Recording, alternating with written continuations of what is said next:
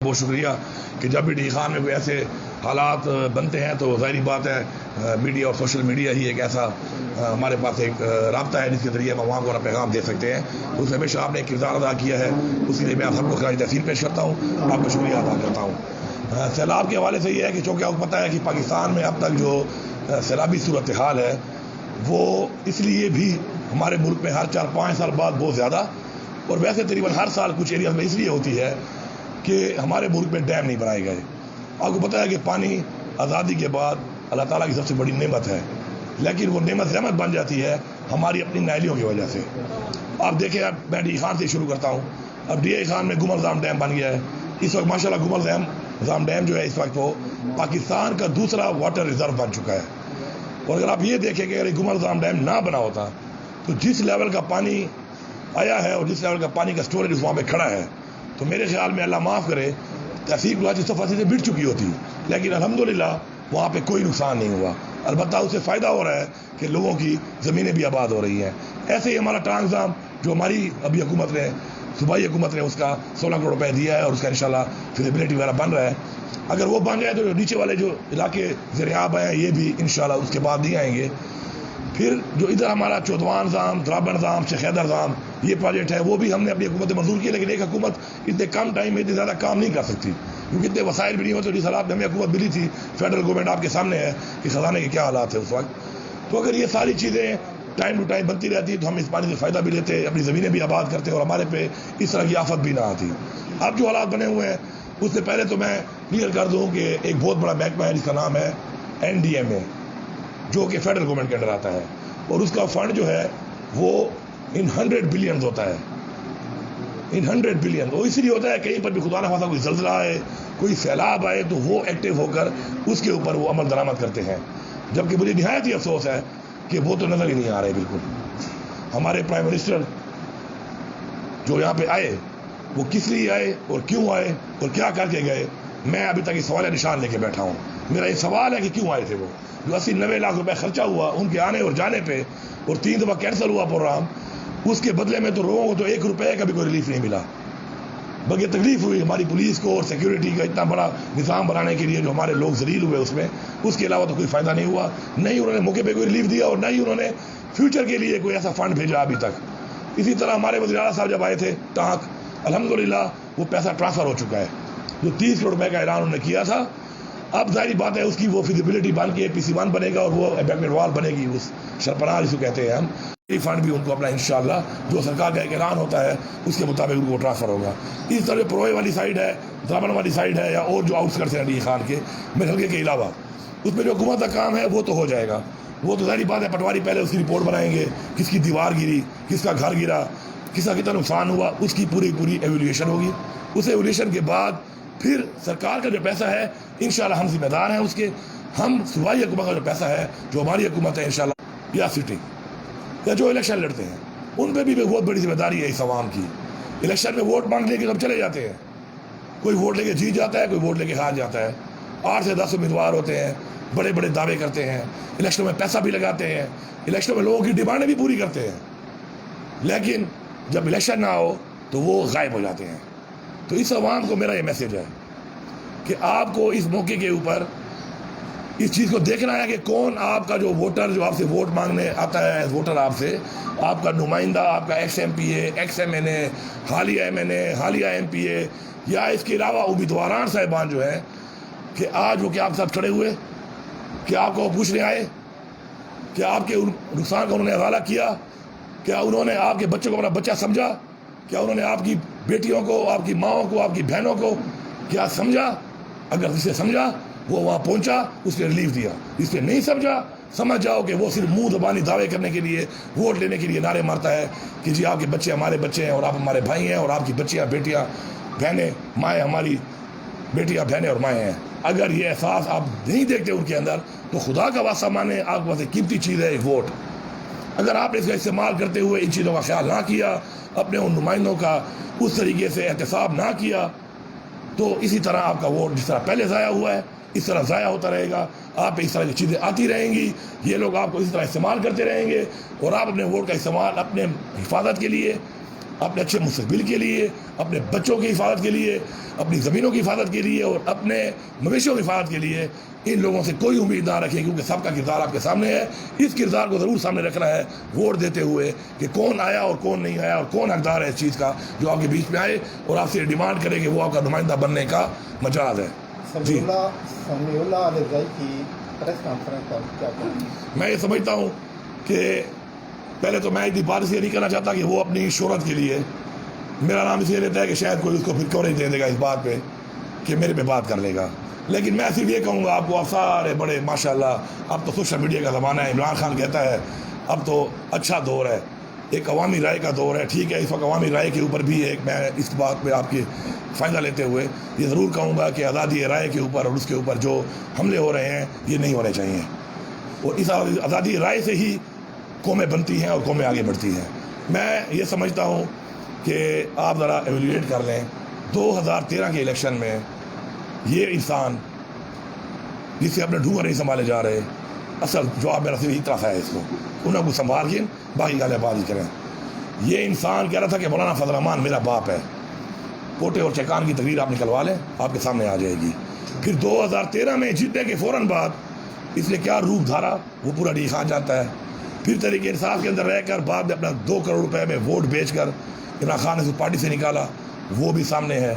اور سینیٹر وقار سے میں ریکویسٹ کروں گا، سینیٹر وقار ڈی خان سے چلا گیا ہے، لیکن سینیٹر وقار سے میری ایک ریکویسٹ ہے کہ آپ ضرور آئیں اور لوگوں کو بتائیں کہ آپ جب اس سے پہلے سینیٹر بنتے رہے، آپ کا والد صاحب بنتا رہا اور آپ کا چچا بنتا رہا، تو ڈی خان کے کون کون سے ایم پی ہیں جنہوں نے آپ سے پیسے لیے اور آپ پہ ووٹ بیچے؟ کم از کم ڈیرے والوں کا یہ حق ادا کر دو، آپ ان کے نام لے لو، ان کے ثبوت دے دو، تاکہ آپ کو پتہ چلے کہ آج سے نہیں یہ لوگ باپ دادے سے ہی کام کر رہے ہیں، آپ کا ووٹ یہ بیچ رہے ہیں اور بیٹھ کے پھر آپ پہ دعوے کرتے ہیں بیٹھ کر۔ دوسری بات، مولانا فضل الرحمان کو باپ کہنے والا باپ کو چھوڑ کر طریقے صاحب میں چلا گیا، ایک اور باپ بنا لیا اس نے، پھر اس باپ نے اس کو گھر سے آ کر کے نکال دیا، پارٹی سے نکال دیا۔ 2018 میں جن الفاظ کے ساتھ یہ اس کو یاد کرتا رہا الیکشن کے اندر فضل الرحمان کو، وہ بھی ذرا سن لیں۔ تو اس کے بعد میں نہیں سمجھتا کہ ایسے بندے کو میں جواب دوں، میرا اس کو ایک ہی جواب ہے کہ ڈھونگر سنبھال۔ جی،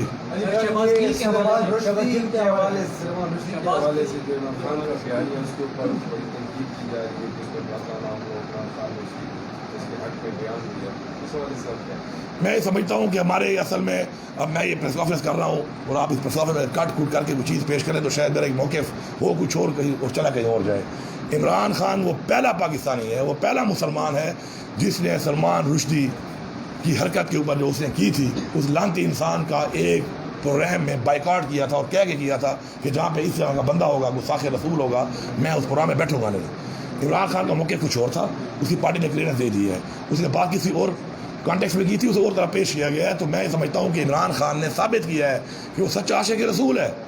اس نے قرارداد منظور کرائی ہے اقوام متحدہ سے کہ ناموس رسالت کے اوپر اگر کوئی بات کرے گا تو انٹرنیشنلی وہ کرائم ہے، اور یہ ہمارے لیے فخر کی بات ہے، بلکہ پورے مسلم امت میں واحد لیڈر ہے جس نے کام کرا کے دکھایا ہے۔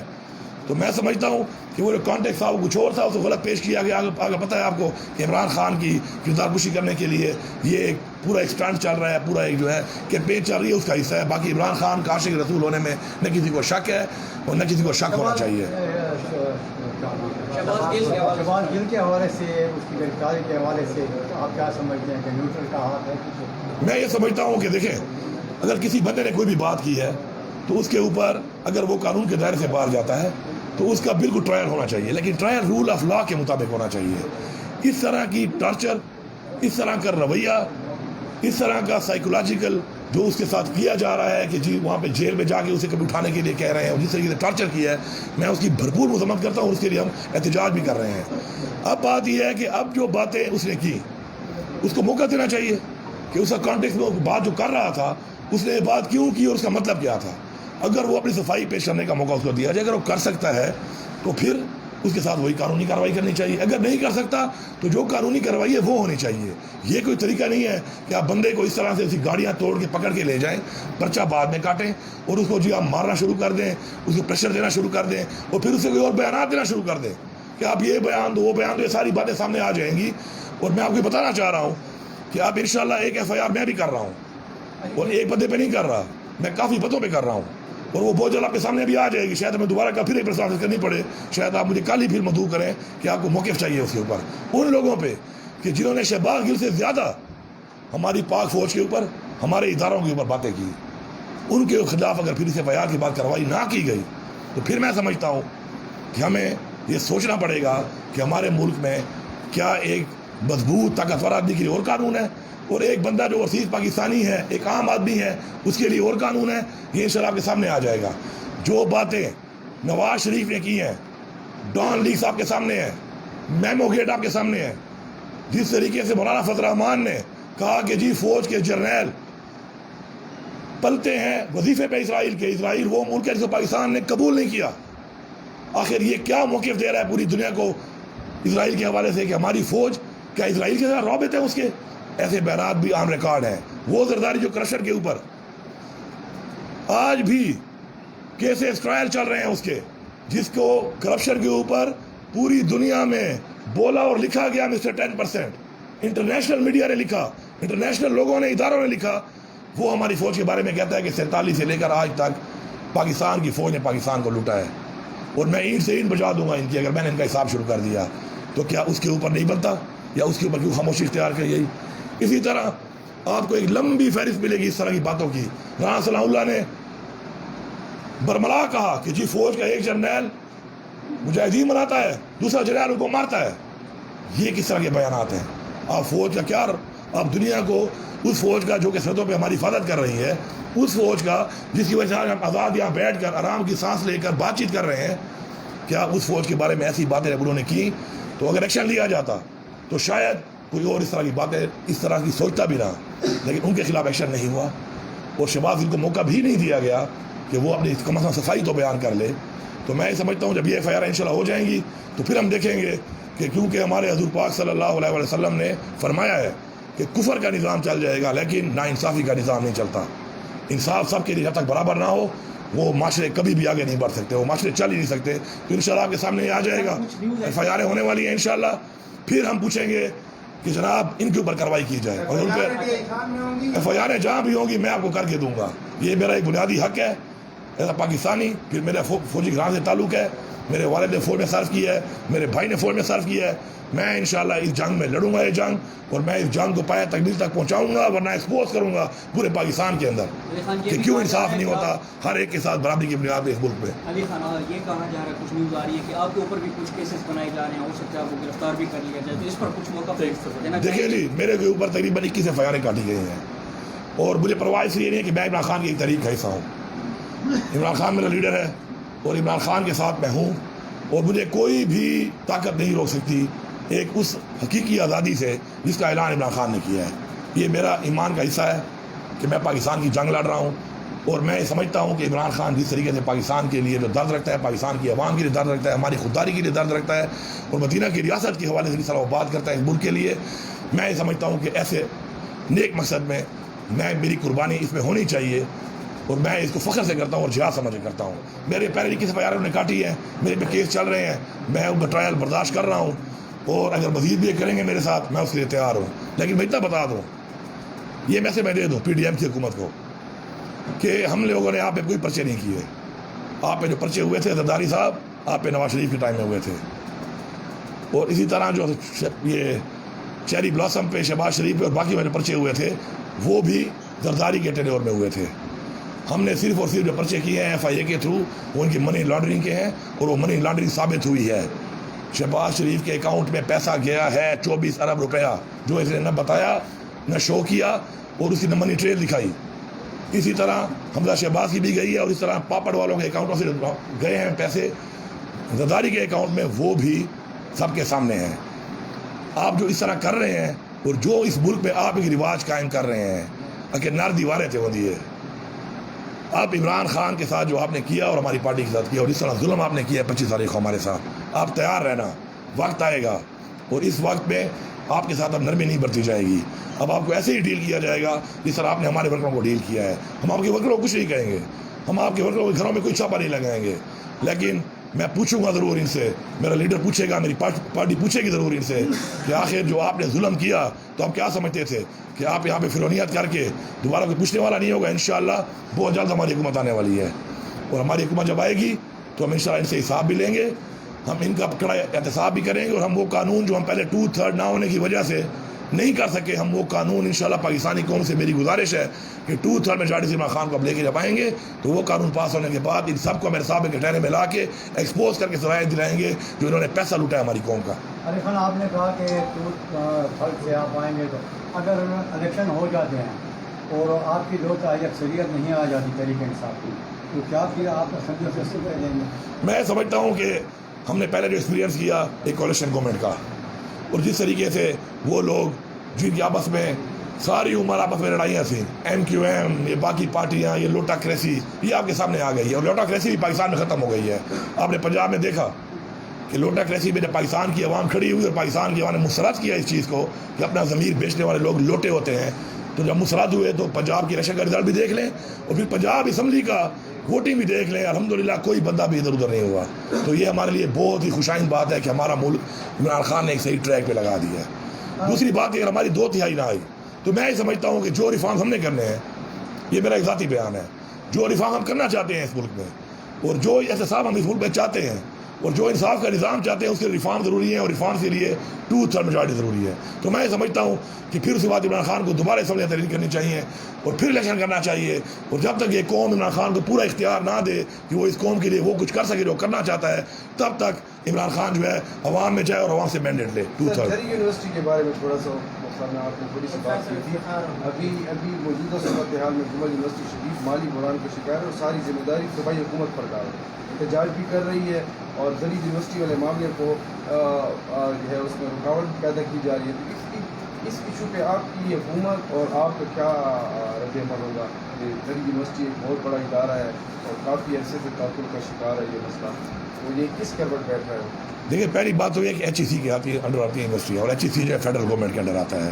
پہلی بات, آپ گمل یونیورسٹی کی مالی بحران کی بات کر رہے ہیں, تو الحمدللہ ہماری حکومت آئی ہے 2013 میں. 2013 سے پہلے جو بھرتیاں کی گئی ہیں, جو 100-150 مالی لگایا گیا ہے وہاں پر, یہ ہم نے نہیں لگایا, پہلے حکومتوں نے لگایا. لیکن یہ بھی دیکھ رہے ہیں کہ 2002 سے لے کر 2013 تک ان دو پارٹیوں کی حکومت جب آئی تو اس وقت صرف ہماری صوبائی حکومت نے, حالانکہ اس کا ایک کام ہے نہیں, 16 کروڑ روپے کی گرانٹ دی پینشنرز کے لیے اور یونیورسٹی کے ملازمین کے لیے. اس کے بعد زرعی یونیورسٹی ہمارا ڈی خان کا ایک ہماری ضرورت نہیں ہے, یہ صوبے کی ضرورت ہے, کیونکہ ڈی خان ایگریکلچر ہب ہے اس صوبے کا. ہم نے منظور کی, مجھے نہایت ہی افسوس ہے, میں بار بار اس میں بیٹھتا رہا, بار بار میں کرتا رہا, میں خود جا کے وی سی صاحب کو ملا بھی وی سی گمل یونیورسٹی کو, وہ اس کے راستے میں رکاوٹیں پیدا کر رہا ہے. پہلی بات تو یہ کہ وہ ڈی خان سے آپ کا تعلق ہی نہیں ہے. آپ چونکہ you are not son of the soil, تو شاید آپ کو احساس نہیں ہے اس بات کا کہ اس یونیورسٹی سے ہمارے نوجوانوں کو اچھی تعلیم ملے گی, ہمارے نوجوانوں کو روزگار ملے گا, ہمارے کسانوں کو, ہمارے زمینداروں کو بہتر ریسرچ ہو کر بہتر آؤٹ پٹ پروڈکشن ملے گی. آپ جس چکر میں لگے ہوئے ہیں, آپ کو ایک دو پہلے گورنر نے ہٹایا, آپ عدالت میں چھپ گئے, اس کے بعد کیبنٹ ڈیسیجن ہے, زرعی یونیورسٹی کا پیسہ صوبائی حکومت دے رہی ہے, اور صوبائی حکومت کا کیبنٹ ڈیسیجن ہے, آپ اس کو امپلیمنٹ نہیں کر رہے. آپ اس چکر میں پڑے ہوئے ہیں, آپ نہایت ہی غلط کر رہے ہیں. ڈی خان کی عوام کو کبھی معاف نہیں کرے گی. آپ اپنا نام اس لسٹ میں لکھ رہے ہیں کہ لوگ آپ کے بارے میں سوچیں گے کہ آپ نے ہمیں نقصان دیا تھا, فائدہ نہیں دیا. آپ کا حق بنتا ہے کہ آپ بیٹھ کر اس مسئلے کو حل کریں, صوبائی کابینہ کا جو فیصلہ ہے اس کو امپلیمنٹ کریں. یہ آپ کا فرض ہے, یہی آپ کی ڈیوٹی ہے, اور اسی لیے آپ کو لگایا گیا ہے. پھر اگر آپ نہیں کریں گے تو پھر مجبور ہو کر پھر آپ کے خلاف ایکشن لیا جائے گا. تو ہم نہیں چاہتے یہ چیز, ہم تصادم نہیں چاہتے. ہم ایک یونیورسٹی چاہتے ہیں, اور یہ بھی ہمارا ایسیٹ ہے, وہ بھی ہمارے ڈی خان کا ایسیٹ ہے. اس میں ایسے ڈسٹریبیوشن میں آپ ہمارا ساتھ تعاون کریں, یہ آپ کا اخلاقی فرض بھی ہے, اور یہ آپ کا ڈیوٹی, آپ کا جاب کا بھی فرض ہے کہ آپ کو یہ کرنا چاہیے. تو میری ریکویسٹ ہے کہ یہ بات مزید آگے بڑھ کر پھر خراب ہو, اس سے بہتر ہے کہ بل بیٹھ کے اس کو حل کر لیں. یہ پروفیسر افتخار صاحب کو آپ سے مسئلہ ہے یا PTI سے مسئلہ ہے؟ دیکھیے جی, کسی بھی شخص کو کسی کی بھی ان ٹائم کرسی پہ مسئلہ نہیں ہونا چاہیے. یہ کرسی جو ہے نا کسی کی نہیں ہے, یہ ایک آنی جانی چیز ہے. پاکستان نے قائم و دائم رہنا ہے. یہ یونیورسٹیز, یہ کالجز, یہ اسکولز, یہ ہمارے ادارے جو ہیں, یہ پاکستان کا ایسیٹ ہے. اس کو پاکستان کا ایسیٹ لے کے سوچنا چاہیے. میرا تو اچھا تعلق ہے ان کے ساتھ, میں نے تو ہمیشہ ان سے اچھی طریقے سے بات کی, سمجھانے کی کوشش کی, بیٹھ کے مسئلہ حل کرنے کی کوشش کی, لیکن وہ حل نہیں ہو پا رہا. تو میں سمجھتا ہوں کہ کوئی ذاتی بات اس میں نہیں ہے. ان کا ایجنڈا ہے کس کے کہنے پہ ہے, ان کی سوچ کے مطابق ہے, ان کو ریویو کرنا چاہیے اس کو اور مسئلے کو حل کرنا چاہیے. Thank you. تمام اسٹوڈنٹ جو ہے بنسل کالج کے باہر احتجاج کر رہے ہیں افتخار صاحب کے حوالے سے, کیونکہ جن اسٹوڈنٹ نے افتخار صاحب کے بارے میں بات کی ہے تو ان کو ایڈمیشن یونیورسٹی میں نہیں دیا جا رہا. کل 9 بجے احتجاج ہوگا. بالکل ان کا جائز حق ہے یہ, اور اگر ایسا کیا گیا تو انشاءاللہ ہماری حکومت اس پہ ایکشن لے گی اور کسی کے ساتھ ہم زیادتی نہیں ہونے دیں گے.